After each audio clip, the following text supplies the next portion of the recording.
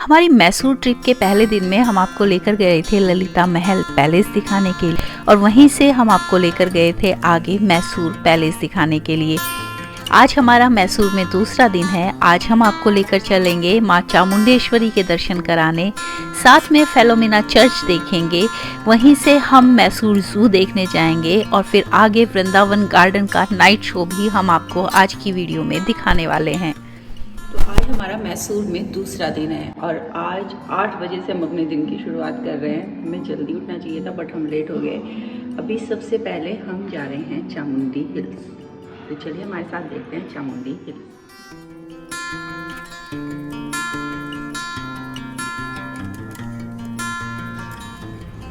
तो अभी हम चामुंडी हिल्स जा रहे हैं और चामुंडी हिल जाते हुए हमने यहाँ डोसा खाया और कितना बढ़िया परफेक्ट डोसा। और यहाँ कहीं हमें कॉफ़ी मिली है, 1 कप कॉफ़ी और डोसा, और मेरे ऊपर सारा खाना गिर गया। मुझे लगता है कि जब हम यहाँ साउथ में ट्रैवल कर रहे हैं ना तो हमें साउथ इंडियन फूड ही खाना चाहिए, बट वो भी है कि हमारा पेट वो सब हजम नहीं कर पाता ना नॉर्थ इंडियंस का। पर नॉर्थ इंडियन खाना यहाँ पे उतना अच्छा नहीं मिलता, इसलिए साउथ इंडियन ही हमें खाना चाहिए। मज़ा आ गया, परफेक्ट मॉर्निंग का स्टार्ट हो गया। ब्रेकफास्ट हमारा हो गया मैसूर में और मैसूर से चलिए अब आगे की तरफ चलते हैं चामुंडेश्वरी हिल्स के लिए। मैसूर से चामुंडेश्वरी हिल्स की दूरी अराउंड 12 to 13 किलोमीटर्स है और पहुंचने में आपको तकरीबन आधा घंटा लगेगा अगर आप अपनी कार से या बाइक से जा रहे हैं। मैसूर से चामुंडेश्वरी हिल्स आप बस के द्वारा भी जा सकते हैं, पर बस से जाने में आपको तकरीबन 1 से सवा घंटा लगेगा। पर ये 1 सवा घंटा आपका कैसे गुजर जाएगा आपको पता भी नहीं चलेगा, क्योंकि ये रास्ते बेहद ही खूबसूरत हैं। और सबसे बड़ी बात कि ये सड़कें एकदम सेफ है, आपको नहीं लगेगा कि आप किसी पहाड़ी रास्ते पर गाड़ी चला रहे हैं। तो अभी हम यहाँ चामुंडी हिल्स जा रहे हैं। रास्ता बेहद खूबसूरत है।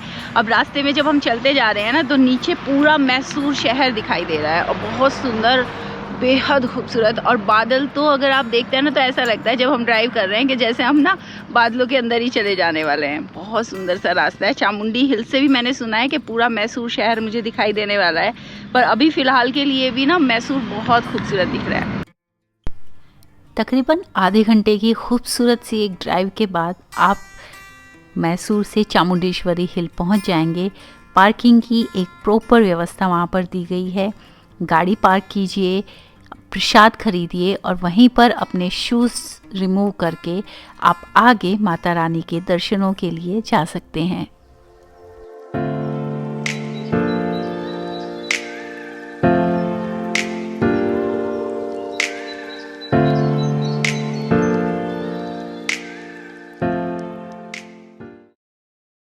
अभी हम यहाँ चामुंडा देवी टेम्पल में, चामुंडेश्वरी टेम्पल में हैं और चामुंडेश्वरी टेम्पल का यहाँ पर बहुत ज़्यादा महत्व है। आप लोगों ने सुना होगा महिषासुर के बारे में, तो महिषासुर का वर्धन करने वाली चामुंडेश्वरी माँ का भव्य टेम्पल यहीं पर चामुंडी हिल पर है। तो अभी हम यहाँ चामुंडी हिल पर हैं। काफ़ी लंबी लाइन लगी है, बहुत भीड़ है। आप अंदर जाकर दर्शन कर सकते हैं और बहुत ही सुंदर सा मौसम, बहुत सुंदर सी जगह। आप एक बार यहाँ ज़रूर आ सकते हैं।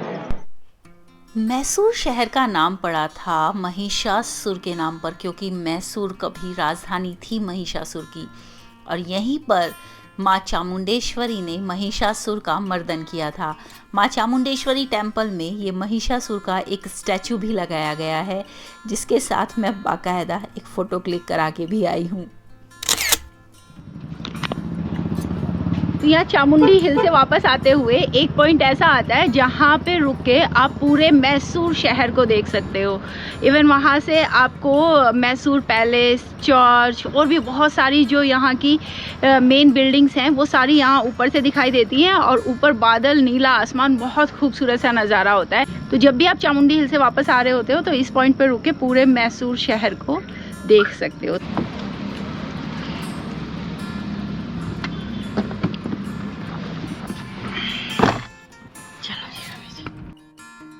तो चामुंडी हिल्स पर माँ चामुंडेश्वरी के दर्शन हमारे बहुत अच्छे हो गए। हम वापस मैसूर आ गए हैं और यहाँ पर हमें सामने ये नंदिनी स्वीट्स दिखाई दी। ये रवि जी की, छवि की, दोनों की फेवरेट शॉप है। और अभी हम यहाँ नंदिनी स्वीट्स जा रहे हैं यहाँ से कुछ मिठाइयाँ खरीदने, क्योंकि रवि जी की फेवरेट मिठाइयाँ यहाँ नंदिनी स्वीट्स पे मिलती हैं। तो चलिए अंदर चल के देखते हैं नंदिनी स्वीट्स पर कैसी मिठाइयाँ मिल रही हैं। ये अपने है ये मावे की तरह होता है, बहुत ही टेस्टी, आधे से ज़्यादा बिल्कुल बना हुआ और लिक्विड सा होता है, बहुत घी होता है। ये इनकी शेल्फ लाइफ कितनी होगी? शेल्फ कितने दिन रख सकते हैं? 20 दिन। 15 दिन। ये भी है। क्या बात है रवि जी, आप सबको मीठा बहुत पसंद है। बच्चे हैं ये तो खत्म हो जाएंगे थोड़े थोड़े। नहीं, ये तो यहीं खत्म हो जाएंगे मैसूर में। ये छोटे वाला पैकेट, ये छोटे वाला ये कितने का है? 50 रुपये। एक ये अलग से ले लेते हैं जी, अभी ये खाने के लिए। जैसे हमारी मदर डेयरी है वैसे ही यहाँ साउथ में ये नंदिनी है। नंदिनी का दूध, दही और इसके पेड़े रवि जी ने बताया कि बहुत टेस्टी होते हैं। तो देखा आपने, नंदिनी स्वीट्स से हमने ढेर सारी मिठाइयाँ ले ली। मिठाई लेने के बाद हम वापस अपने होटल गए, वहाँ से छवि को और बच्चों को अपने साथ लिया और अब हम यहाँ आए हैं मैसूर का एक ऑथेंटिक सा साउथ इंडियन रेस्टोरेंट है जिसका नाम है A2B। यहाँ पर हम लोग ब्रेकफास्ट करेंगे और ब्रेकफास्ट करने के बाद हम जाएंगे मैसूर के फेमस फिलोमिना चर्च को देखने के लिए। तो फिर चलिए हमारे साथ चलते हैं फिलोमिना चर्च देखने। तो अभी हम यहाँ मैसूर के फिलोमिना चर्च में है। काफ़ी फेमस सा ये चर्च है, बहुत प्रसिद्ध है। इसकी अपनी एक ऐतिहासिक महत्व भी है, वो भी मैं आपको बताऊंगी। चलिए पहले इस चर्च को घूम लेते हैं। आपकी मैसूर की ट्रिप अधूरी रह जाएगी अगर आप इस फिलोमिना चर्च को देखने नहीं जाएंगे। इसकी बहुत खासियत है, वो मैं आपको बताने वाली हूँ। पहली बात तो ये एशिया का सेकंड हाईएस्ट चर्च है और नियोगोथिक स्टाइल आर्किटेक्चर में बना हुआ ये चर्च अशोक रोड पर स्थित है और इसकी आप ये देख सकते हैं कि मैसूर पैलेस से 2 किलोमीटर दूर है और मैसूर जू से इसकी दूरी 2.5 किलोमीटर है। तो ऑलमोस्ट मैसूर के बीचों बीच ये चर्च पड़ता है। मैसूर के महाराजा कृष्ण राजा वाडियार चतुर्थ ने 1941 में इस चर्च का निर्माण कराया था और अगर आप यहाँ घूमने जाते हैं तो सुबह 5 बजे से लेकर शाम के 6 बजे तक ये चर्च खुला रहता है।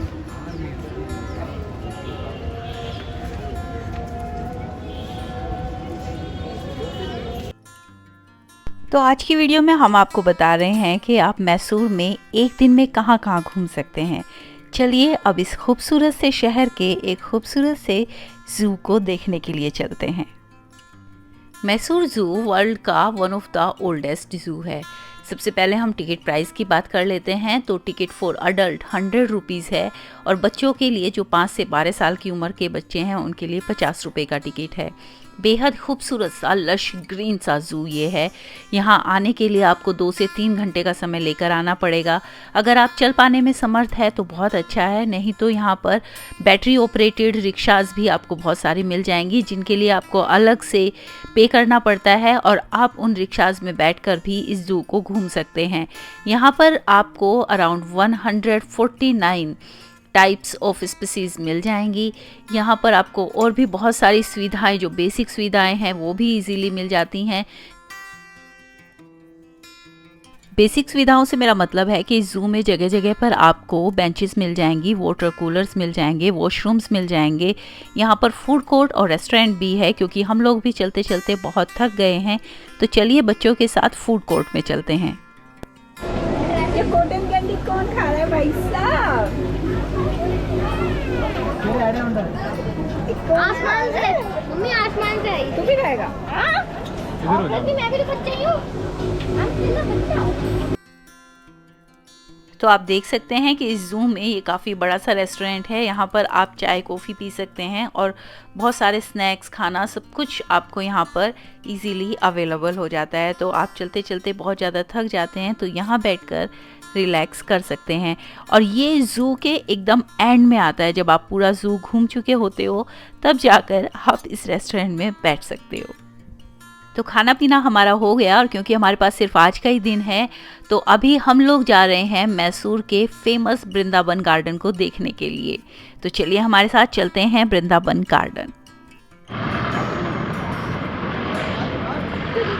अभी हम लोग पहले हमने जू देखा, उसके बाद अभी हम लोग आए हैं ये मैसूर का फेमस वृंदावन गार्डन देखने के लिए।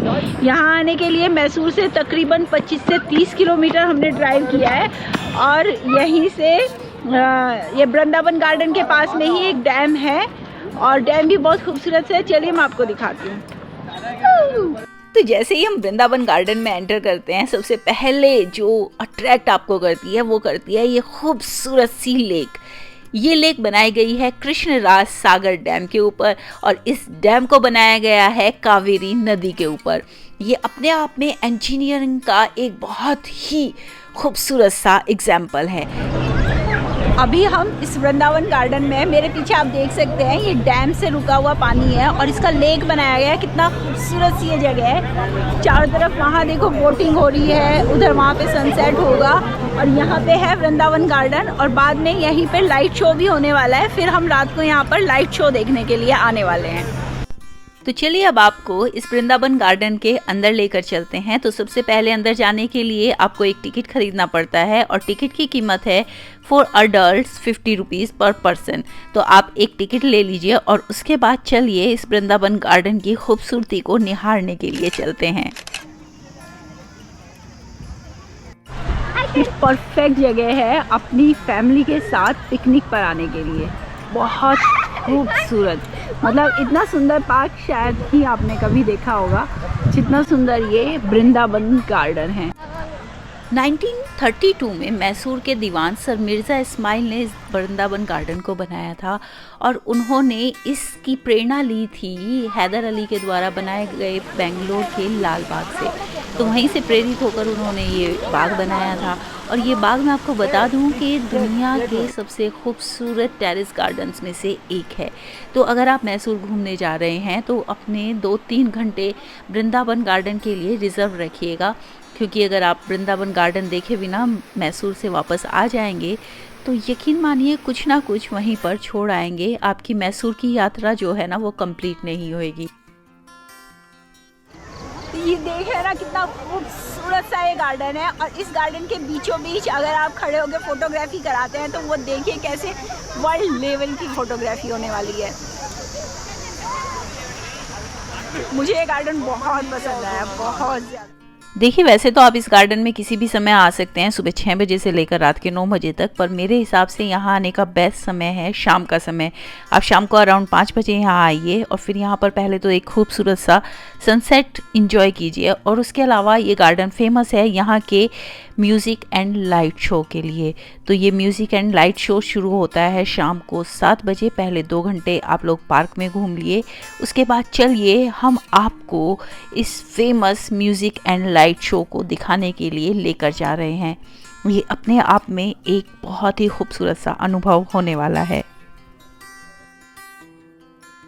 देख रहे हैं इतनी भीड़,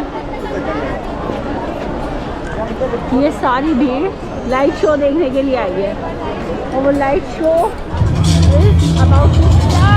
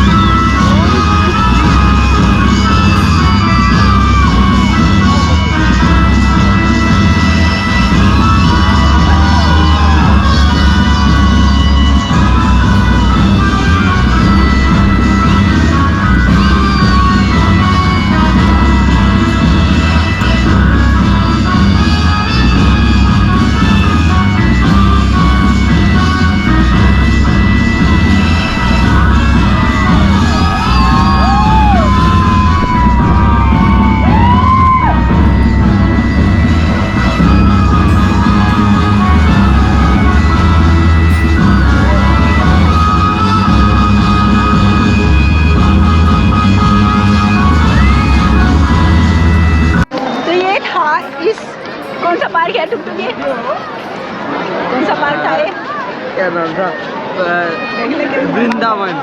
हाँ, तो ये था इस वृंदावन गार्डन का फेमस लाइट शो।